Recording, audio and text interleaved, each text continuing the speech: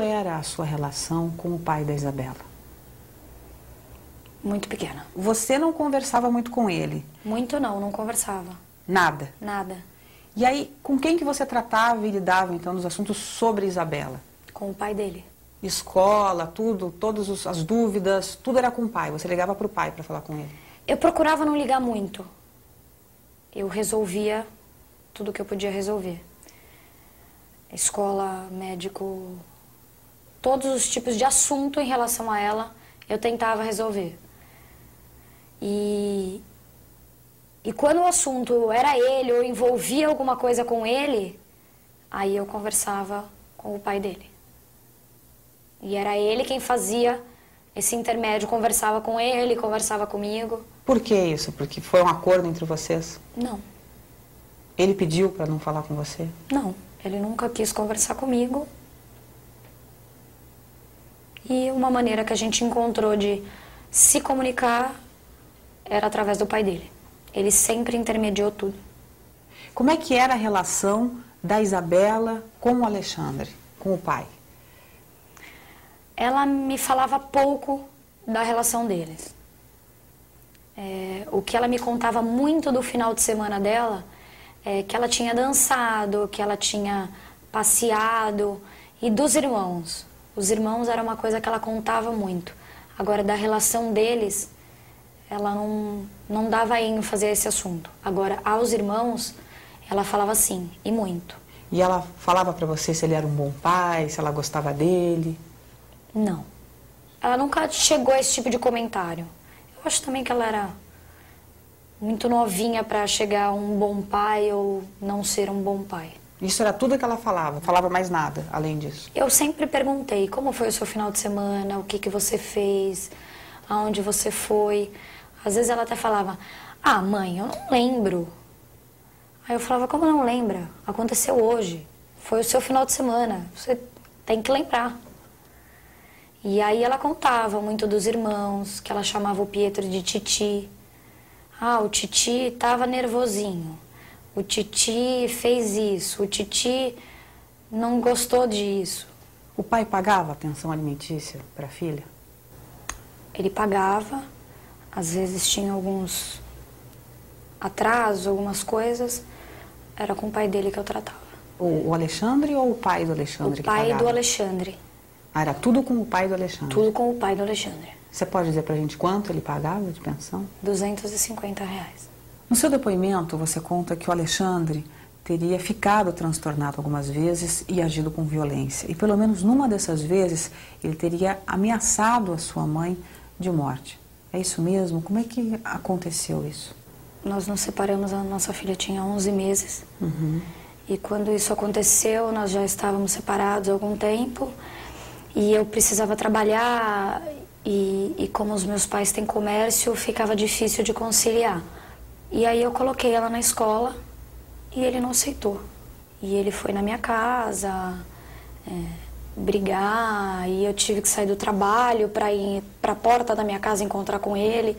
E houve uma grande discussão, porque ele achava que essa ideia da escola era da minha mãe. Então, ele não aceitava e ele achava que a culpa era da minha mãe. Então, ele dava ênfase de que a culpa era dela e que era ela que ele queria falar com ela, porque ele ia matá-la, porque a ideia foi dela. Você ficou assustada com tudo isso? Eu enfrentei. Como? Enfrentei ele, não tive medo dele em segundo algum.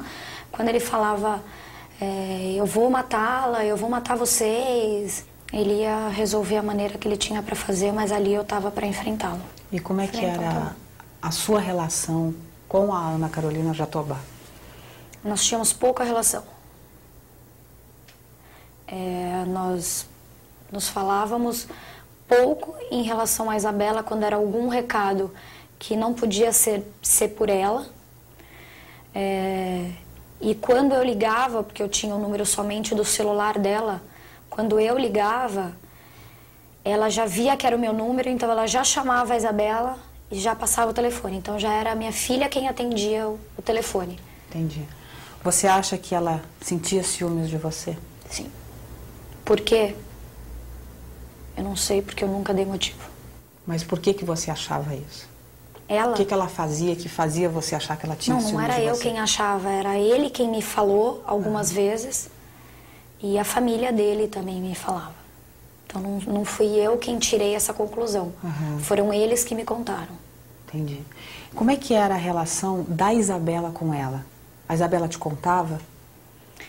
Ela me contava como uma relação normal. Ela nunca... Porque ela era uma criança que contava as coisas. Ela chegava em casa contando as coisas.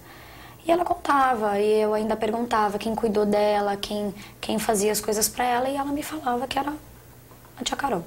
Alguma vez a Isabela relatou qualquer história de violência ou agressão por parte da madrasta? Não. Eu pergunto porque numa outra parte do depoimento, você conta que a Isabela chegava com manchas roxas no corpo e beliscões. Como é que ela explicava isso para você?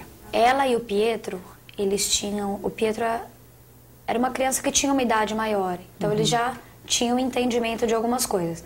E pelo que ela me explicava, assim, ele tinha muito ciúme de brinquedo, um não podia pegar o brinquedo do outro, e às vezes ele, sei lá, por alguma coisa que acontecia entre eles, ele dava um beliscão. E ela chegava em casa falando, ai mamãe, o Pietro me beliscou. Qual foi a sua reação à nova decretação de prisão do casal? Eu acho que a justiça está começando a ser feita. Você acha que a prisão foi justa? Sim.